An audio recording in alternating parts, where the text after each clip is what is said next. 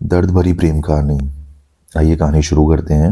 इस कहानी की शुरुआत होती है दशहरे के दिन से। पूर्णिमा अपनी दोस्त के घर रावण दहन के लिए जाती है, जहाँ उसकी मुलाकात उसकी दोस्त के चचेरे भाई हेमंत से हो जाती है। दोनों एक दूसरे को जानते हैं और फिर दोनों की दोस्ती हो जाती है। हेमंत से ये मुलाकात पूर्णिमा के लिए कुछ नया लाई थी।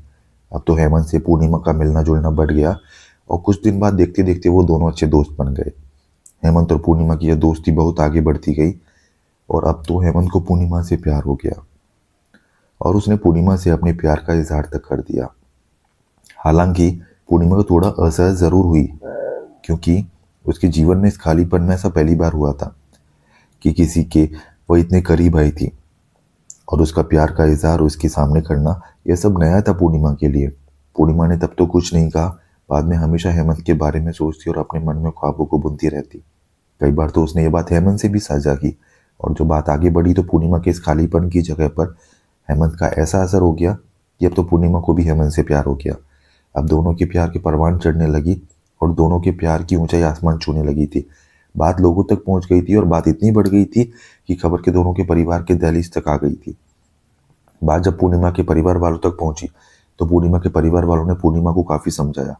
परिवार की मान मर्यादा इज्जत व न जाने कितने कितने ताने दिए। कई बार तो परिवार के लोगों ने पूर्णिमा के न मानने पर उसे मारा तक, उसे शारीरिक और मानसिक रूप से प्रताड़ित भी किया। कहते हैं ना, प्यार के लिए बहुत छोटी चीज है और शायद इसलिए पूर्णिमा का प्यार के सफर में उसका कदम पीछे न हटना इसकी गवाही देता है। सामाजिक रूढ़िवादिता व परिवार के लाख कोशिश करने के बाद भी जब ये रिश्ता नाकाम नहीं होता तो इन दोनों के पक्ष में एक दलीलें थी कि दोनों एक ही जाति और समाज से थे। जब दोनों के रिश्ते को नामंजूर करने की सारी कोशिशें नाकाम हो गई तो दोनों की सगाई करवा दी गई। इसे पूर्ण रूप से दोनों के प्यार की जीत तो नहीं कह सकती, पर हाँ, एक पड़ाव जरूर था शारीरिक व मानसिक प्रताड़ना से छुटकारे का। एक पड़ाव तो जरूर था समाज के लोगों से मिलने वाले ताने और एक नए पड़ाव जरूर था उसके मिलने जुलने पर लगी हुई पाबंदी का। बहरहाल दोनों अब ऐसे रिश्ते में बन चुके थे जहां वो अपनी शादी की और आने वाले कल के जिसमें वो साथ होंगे के को अब सजा रहे थे। पर कहानी का सफर यहीं खत्म नहीं होता।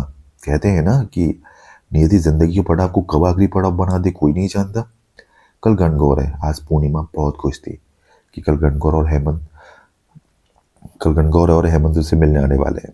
बात थोड़ी सामान्य होने लगी थी और घर के लोग भी बहुत खुश हैं। पूर्णिमा को खुद को खुश दिखते हुए संवारती और बार बार आईने में खुद को निहारती है। आज बहुत खुश है, मानो चकोर को चांद से मिलने के सारे विघ्न खत्म हो गए हों, सारे इंतजार खत्म हो गए हों। हालांकि अब तो इंतजार था कल का। पूर्णिमा के लिए ये पल मानो एक दिन का नहीं, हजारों हजारों वर्षों का था। वह प्रतीक्षा में थी, एक नए पल को बड़ी कठिनाइयों से बिता रही थी, लेकिन मन में मिलने की उत्कंठा व आशा थी। वह आज बहुत खुश थी। वहीं दूसरी ओर हेमंत पूर्णिमा से मिलने के लिए वहां से निकलता है और दुर्भाग्यवश रास्ते में हेमंत का एक दुर्घटना हो जाती है और उसकी मौत हो जाती है। इस बात से बेखबर पूर्णिमा उनके लिए प्रतीक्षारत है। पूर्णिमा के परिवार वालों ने पूर्णिमा को यह बात नहीं बताई। इधर हेमंत अपनी यात्रा पर चलने को तैयार है, उनका दाह संस्कार होने वाला है, तो दूसरी ओर अब इन सब बातों से अनजान पूर्णिमा उसके इंतजार में व्याकुल है। उसका मन बेचैन होता है कि उसका हेमंत आने वाला है उससे मिलने के लिए।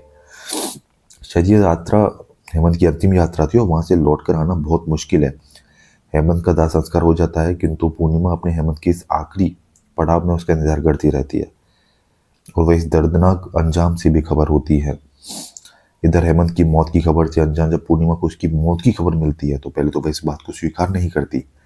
वो ये सदमा बर्दाश्त नहीं कर पाती और उसका मानसिक संतुलन इतना बिगड़ जाता है कि अब वह जोरों से चीखती है, चिल्लाती है। उसकी जुबान पर एक ही लफ्ज आता है कि मेरा हेमंत आएगा। कहते हैं ना, प्यार की कोई सीमा नहीं होती। मेरे हेमंत जिनके लिए कल मैं पूजा करने वाली हूँ वो गणगौर में पूजा में शामिल होने जरूर आएंगे। उन्होंने मुझसे ना भूलने का वादा किया हुआ है, इसलिए हेमंत जरूर आएंगे, मेरे हेमंत जरूर आएंगे। कभी चीखती है, कभी जोरों से चिल्लाती है, तो कभी अचानक अपने आप को सन्नाटे में बदल देती है। फिर उसे उस सन्नाटे को चीरती हुई अपने चीख पुकार से हमेशा एक ही बात दोहराती है कि उसका हेमंत जरूर आएंगे, उसका हेमंत जरूर आएगा। अब इस बात को महीनों बीत चुके थे, पर उसकी जुबान पर एक ही बात था कि मेरे हेमंत मुझे छोड़कर नहीं जा सकते, बस जरूर आएंगे। इन सब के बीच परिवार के लोग व समाज के लोग के प्यार को नाकाम करने में अपनी तमाम कोशिशें कर चुके थे। कितने ताना सुनाया करते थे, तो कभी तानों की बरसात कर दिया करते थे। आज उनकी आंखों में भी आंसू थे। पूर्णिमा के हालात देखकर आज वो लोग भी प्यार की बात कर रहे थे, जिन्होंने कभी उनके प्यार के हालात देखकर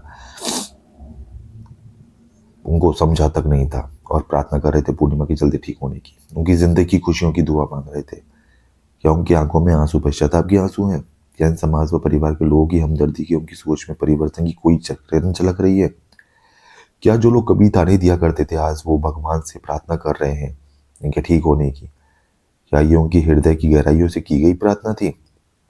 बहरहाल लोगों को समझना मुश्किल ही नहीं, नामुमकिन भी है, क्योंकि कब किसकी सोच किस दिशा में मुड़ जाए कोई पता नहीं। बहरहाल अपनी कहानी में आपको आगे लिए चलते हैं। कहानी कि उस पड़ाव पर हम पहुंच चुके हैं जहां पर पूर्णिमा की जिंदगी की शुरुआत होने से पहले ही खत्म होता दिख रहा था।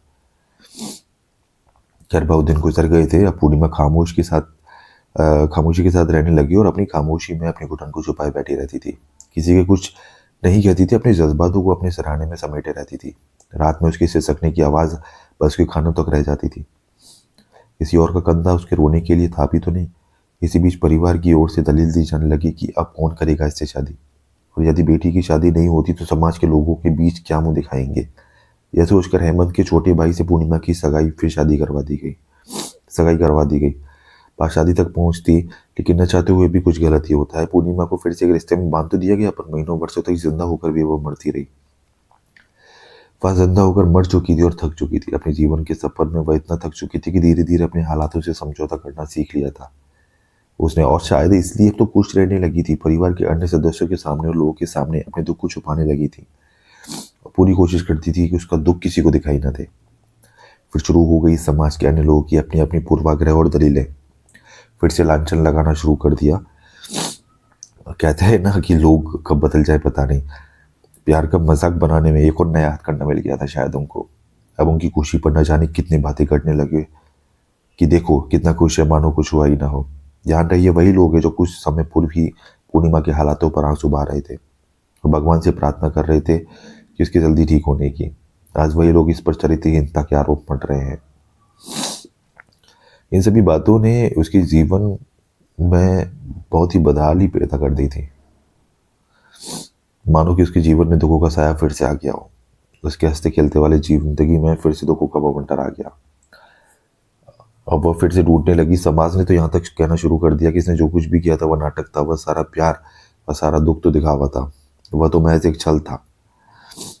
और लड़के वालों ने फिर से उसकी सगाई तोड़ दी। साथ में हेमंत के परिवार वालों ने हेमंत की मौत का जिम्मेदार भी उसी लड़की को समझा, जिसका नाम पूर्णिमा, जिसकी हम बात कर रहे हैं। मैंने देखा उसे ज़िंदगी जीते हुए, और मैं बहुत आहत हूँ लोगों की, समाज के व परिवार की ऐसी मानसिकता को देखकर। और जिसने ये सब सहा है उसकी मनोदशा को कोई नहीं समझ सकता। फिर लोग क्यों आ जाते हैं उसकी खुशियों को छीनने? क्यों लोगों को किसी की पल भर की खुशी नहीं देखी जाती, उसके दर्द को नहीं समझ सकती? तो ये मत समझो उसे दर्द तो ना दो, क्यों किसी को फिर से जीने का हक नहीं। मुझे आज तक उस लड़की का गुनाह समझ नहीं आया कि किसी से प्यार करना गुनाह है। क्या प्यार करने से वो चरित्रहीन हो जाती है? और क्या उसका प्यार करना गुनाह था? अजीब दलीलें, अजीब लोगों की सोच और उनकी बातें। प्यार क्या है और प्यार कैसे होते हैं? प्यार के नाम पर लोगों डर जाने कितने भाषण देते हैं और न जाने कितनी सारी उपमाएं दी जाती हैं। कान्हा जी और राधा जी के प्रेम को लोग पूछते हैं, क्या वाकई में पूछते हैं? मैं नहीं मानता ऐसा कि लोग मानते हैं भगवान के उस प्यार को। अगर ऐसा होता तो आज हर समाज में